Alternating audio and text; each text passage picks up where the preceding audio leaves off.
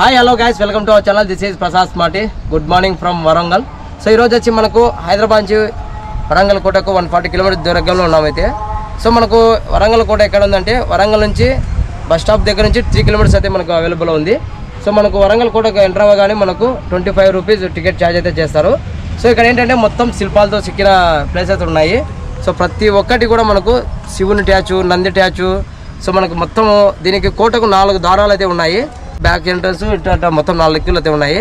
So మొత్తం ఏమేమి ఉన్నాయో చూసేద్దాం. మరి లెట్స్ గో.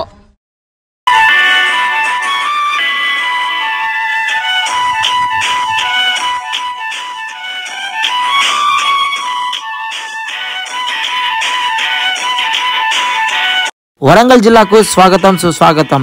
వరంగల్ కోట 1160లో స్థాపించబడిన కాకతీయ సామ్రాజ్యానికి వరంగల్ రాజధానిగా ఉండేది. ఇప్పుడు మీకు కనిపించే శిల్పాలు ఎన్నో వేల శిల్పాలు ఇక్కడ ఒక్కొక్క రాతి పైన వందల శిల్పాలు అతికించబడ్డాయి. ఆనాటి కాలంలో 1160లో స్థాపించబడిన కాకతీయ సామ్రాజ్యానికి ఇది చిహ్నంగా గుర్తించబడింది. వరంగల్ కోట హైదరాబాద్ నుంచి 150 కిలోమీటర్ల సమీపం. వరంగల్ కోట నిర్మాణానికి 13వ శతాబ్దంలో కాకతీయ రాజులు ఇక్కడి పాలనను చరిత్రగా ప్రతికరించారు.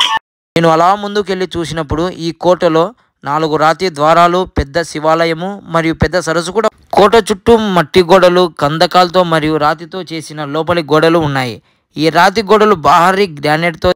గోడ చుట్టూ మధ్యలో శివాలయం కూడా ఉంది. మరి వరంగల్ కోటను చూడడానికి అనేకులు, చిన్నవారు, పెద్దవారు, ఆడవారు, ముసలివారు ఎంతో మంది చూడడానికి పర్యాటకులు ఇక్కడి నుంచి వస్తుంటారు. మన తెలుగు 2 రాష్ట్రాల నుంచి ఖచ్చితంగా వస్తూ. ఇక్కడ కనిపిస్తున్న నంది విగ్రహము, వెనుక భాగంలో ఉన్న శివుడి విగ్రహము 13వ శతాబ్దానికి ప్రాముఖ్యత చెందిన. వరంగల్ కోటను పూర్వము ఓర్వల్ కోట అని పిలిచేవారు. 1163 సంవత్సరంలో కాకతీయ రాజులు లిఖించడం జరిగింది. అంతేకాకుండా ఇక్కడ వర్షం మూవీలో సాంగ్ కూడా ఇక్కడే జరిగింది. అంతేకాకుండా మొత్తం నల్లరాయి మీద ఈ శిల్పాలను లిఖించడం జరిగింది. సో మనం ఎంటర్ అవ్వగానే మొత్తం వచ్చేసి మనకి ఇట్లా ఉంటుంది వ్యూ చూడండి. సో అక్కడ ఒక ఎంట్రెన్స్, అక్కడ ఒక ఎంట్రెన్స్, అక్కడ ఒక ఎంట్రెన్స్, ఇక్కడ ఒక ఎంట్రెన్స్. సో 4 అట్లే ఉంటాయి. సో ఇదేనబ్బా వరంగల్ కోట. మొత్తం ఎక్కువ శిల్పాలు ఉన్నాయి. సో డ్రెస్ కోడ్ అది వచ్చేసి టికెట్ కౌంటరు. బైక్ పార్కింగ్ వచ్చేసి బయట పక్కన.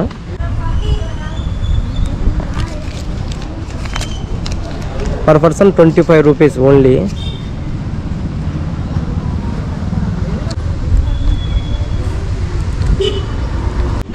చూడండి ఇంత రాయి మీద ఎంత మంచి మంచి డిజైన్స్ అయితే వేసారో చూడండి. సో చిన్నటి ఏ విధంగా ఉన్నాయో. సో ఇలాంటి రాయి మీద మనం ఇలాంటి శిల్పాలు చికెన్ ఉంటే చాలా ఇమాజింగే బాగుంది కదా. బాగున్నాయి శిల్పాలు.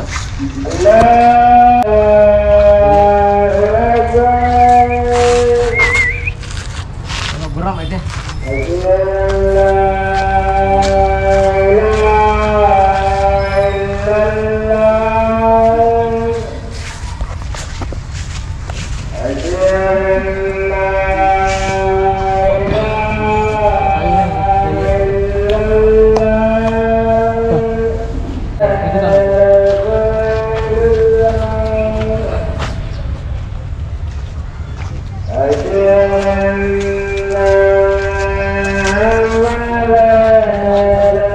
కోటను మొత్తం మీకు చూపించానండి. నెక్స్ట్ వచ్చేసి మేము ఇక్కడ నుంచి బయలుదేరిపోయి నెక్స్ట్ 1000 స్తంభాల గుడికి అయితే వెళ్తున్నాము. సో అది ఇక్కడ నుంచి మాకు 8 కిలోమీటర్స్ డిస్టెన్స్ అయితే ఉంది మాకు. సో అక్కడికి వెళ్ళేసి దాని యొక్క హిస్టరీ మొత్తం అక్కడ కనుక్కుందాము. సో అక్కడే అంతేకాకుండా వర్షం మూవీ సినిమాలో కూడా అక్కడ షూట్ అయితే జరిగింది. సో అక్కడ నంది విగ్రహము, గుడి మొత్తం మీకు చూపిస్తాను. ఒకటి సరస్సు కూడా ఉంది ముఖ్యంగా. సో మొత్తం అది చూపిస్తాను. నెక్స్ట్ వీడియో స్కిప్ చేయకుండా పూర్తిగా అయితే చూడండి. సో ఉంటా. వరంగల్లో మేము మొత్తం బైక్ మీదే తిరిగామండి. ఎవరైనా కొత్తగా నా ఛానల్ చూస్తున్నట్లయితే please subscribe.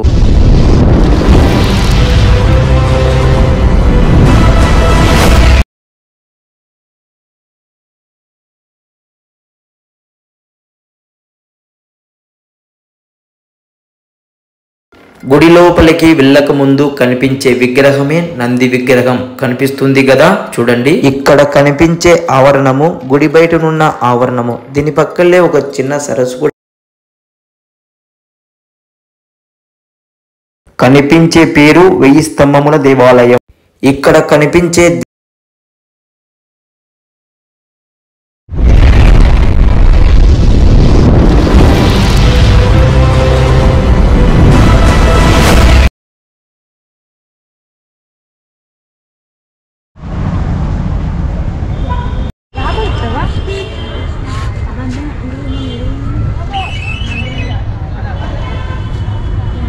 Hello guys, welcome to our channel. This is Prasad smarty. So ఈరోజు వచ్చేసి మనము వరంగల్లో ఉన్న 1000 స్తంభాల రాయప్ప దేవాలయం అయితే రావడం జరిగింది. సో దీని విశిష్టత ఏంటనేది తెలుసుకుందాం ముందు లోపల.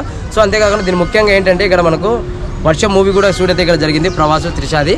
సో మొత్తం చూడండి ఎట్లుందో. దీనికి మొత్తం 1000 స్తంభాలు అయితే ఉంటాయి. మొత్తం చూసేద్దాం మన లోపలికి వెళ్ళేసి.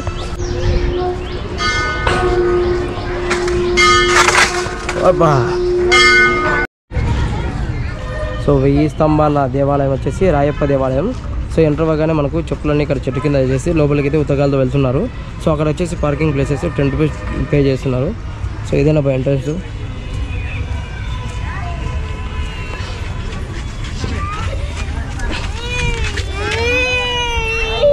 సో ఎంటర్ అవ్వగానే మనకు కనిపించే 3 ట్యాచెస్. సో ఇదేనబ్బా మొత్తం ఆవరణము.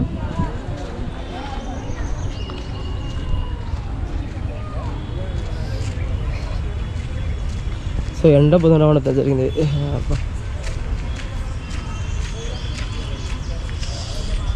అబ్బో కాలు కాలుతున్నాయారా? చేపలు ఉన్నాయా? అయ్యేం చేసుకుంటావు? కాలు కాలేరా వీళ్ళకు? సో ఇదే కదా ఇన్నే కదా జరిగింది అది షూటింగ్.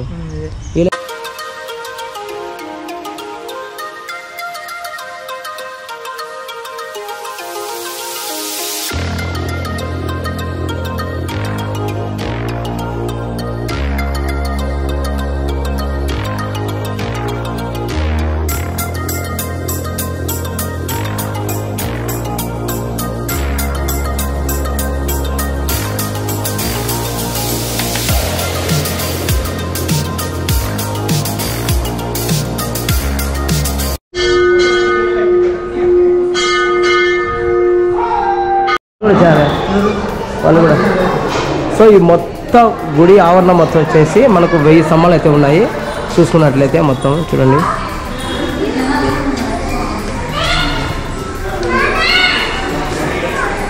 పురాతన కాలంలోటి ఇవి మొత్తం.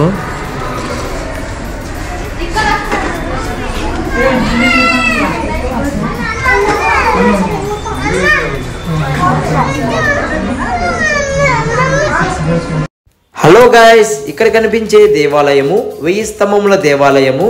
ఇది వచ్చేసి హనుమకొండలో ఉంది. అంతేకాకుండా ఇది 12వ శతాబ్దంలో కాకతీయ రాజు రుద్రమదేవి నిర్మించారు. ఈ దేవాలయం ప్రసిద్ధి చెందినది. అంతేకాకుండా మన రాష్ట్రంలోనే కాదు మొత్తం దేశంలోనే ప్రసిద్ధి చెందిన దేవాలయము ఈ దేవాలయం. అలానే ముందుకు వెళ్తా ఉంటే వరంగల్లోనే సందర్శించడానికి అత్యంత ప్రచురమైన పొందిన దేవాలయం అది అనిపించింది. అంతేకాకుండా అనేకులు ఇక్కడికి చూడడానికి చాలా మంది వస్తూ ఉంటారు. పెద్దవారు కానీ చిన్నవారు కానీ పిల్లలు కానీ చాలా మంది వస్తుంటారు. 1000 స్తంభముల దేవాలయం అనేది హనుమకొండ జిల్లా తెలంగాణ ప్రభుత్వంలో అయితే ఉంది ఇది. సో ఇది మొత్తం దేవాలయానికి 100 స్తంభాలు అయితే ఉన్నాయని దీనికి ఒక ప్రసిద్ధి చెందిన దేవాలయము. అంతేకాకుండా దీని పక్కన ఒక చిన్న సరస్సు కూడా ఉంది. అంతేకాకుండా దీనిని రుద్రమదేవుడు నిర్మించారు. మరియు అతని పేరు మీదుగా శ్రీదేవి స్వామి ఆలయం అని పేరు పెట్టారు. దీన్ని 1163లో వాస్తవికోహం చేయడం జరిగింది. అంతేకాకుండా ఆ గుడి చుట్టూ ఉన్న స్తంభాలు లెక్క పెట్టాను. నా వల్ల అయితే కాలేదు, ఒక హాఫ్ అన్ అవర్ వరకు చూశాను. కానీ ఒక 500 స్తంభాల వరకు ఎంచడానికి నాకు వీలైతే అయింది. సో దీనికి 1000 స్తంభాలు ఉన్నాయా లేదని నేను చెక్ చేశాను. ఒక టెంపుల్కే 500 ఉన్నాయి. సో మరొక టెంపుల్కు 500 ఉంటాయని నేను ఎక్స్పెక్ట్ చేశాను. సో ఇది 1000 స్తంభముల దేవాలయం.